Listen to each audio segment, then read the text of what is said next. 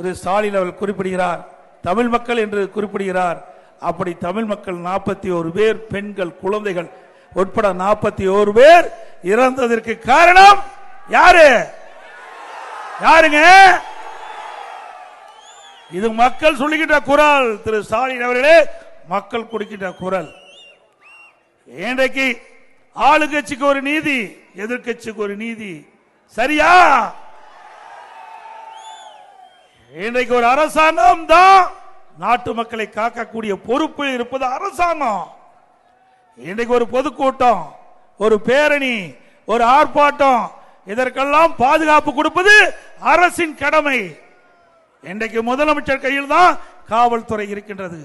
சரியான முறையிலே இந்த காவல்துறைக்கு முதலமைச்சர் உத்தரவிட்டிருந்தால், சரியான முறையிலே காவல்துறை செயல்பட்டிருந்தால், முறையாக பாதுகாப்பு கொடுக்கப்பட்டிருந்தால் 41 பேரை நாம் இழந்திருக்க வேண்டிய அவசியம் இல்லை.